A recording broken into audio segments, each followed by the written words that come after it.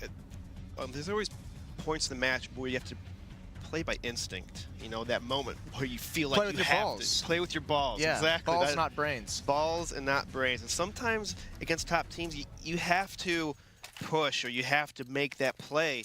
And Team Selfless, they seem like they have the skill, but do they have the balls to do it, Jason? Yeah, we'll see if they can find those balls.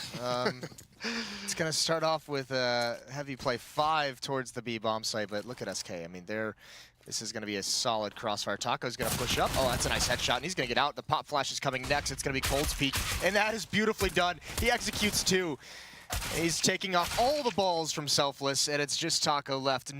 Taco against Nifty, and that is a stellar pistol round from SK, and that is not a great way to start the match. No, it's not. And actually, the last time SK played this map, they did the exact same pistol, where they had that one person hiding in the corner, which was Taco, and he had a 5-7 in that case. Yeah. That either. Yeah. So Breezy buys armor. The other 4, they have 1 flashbang, but it's all Glocks and no armor. So it kind of worked out because Cold Zero just headshotted them all. So, I mean, well, yeah, I mean, it wouldn't have mattered either way, I guess is what you're trying to get at. But still, I mean, just an interesting idea to where, yeah, it's almost like conceding maybe not conceding, but giving such a huge advantage to SK on the pistol round and playing for the second round, and it doesn't work out. I almost don't really like that if you're only going to be able to get Mac 10s. I mean, actually, I would think if they had the Mac 10s hit towards B, where it's a lot more closer angles to hit them at, because once you take A, there's a lot of long-range kind of spots you got to shoot at. Yeah, I mean, the thing is, if they go that route and they go that heavy B play, it all comes down to that first initial contact. If they can win those first 2 fights or bring it into a 3-on-3, then it gives you a little bit more of a chance, even without the armor, because you can set up some crossfires and some angles. But still, just surprising. We don't frequently see that. I like that though. A little innovation, a little young guns, just trying something new, trying to make a mark for themselves. Certainly would suggest they have Taco. He can't peek. Fallen does an admirable job, but Nifty with the AWP, and that's very, very dangerous. Taco's now the only one here with the UMP until 12 HP. He does get a kill. The bomb needs to get planted, but it's not going to. SK does just enough to grind out that round. So that round was going so well for Team Selfless right there, but Mitch, after you get that kill, just hold an angle and hold off one area of the map. You had control of that window room, but you decided to go for more kills, and you died before your team even hit the bomb site. You just got to hold an angle. Just hold an angle and play passive. That was, that was a really, really interesting. SK, it seemed like they were just getting whittled down eventually, but they overcome it again with the UMP. It's going to be close up. That's a perfect pop flash. Selfless tries to catch him off guard with a fast tactic, but that's not going to work. This is SK. Ferg gets one more, and FNX with the pistol is going to clean out Mitch. No kills go the way of Selfless. And now they have no money as well. That was their last buy. Now they're going to be forced back down to just pistols. Money reset. That's got to sting. 5-1. Selfless, though. This could have been so much closer of a match if they won that round. I felt like they should have won that round.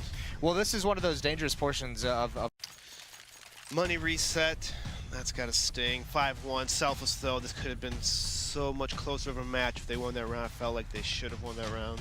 Well, this is one of those dangerous portions of like one of the dangerous rounds in this half now, where since they're forced out of the save, this allows SK to not only build up money, but just they're going to have such a huge lead. And the tough thing about SK is when we've seen them struggle in portions of the season, it's been when they get slow starts and they can never really get on top of the economy. It's been when they drop 5 rounds early, and then it takes them a while to kind of recover from that. So now that they have this economy set with a 5-1 lead, this could just be suffocating for Selfless. Yeah, they're running away with this right now. They're peeking angles, they're pushing B halls.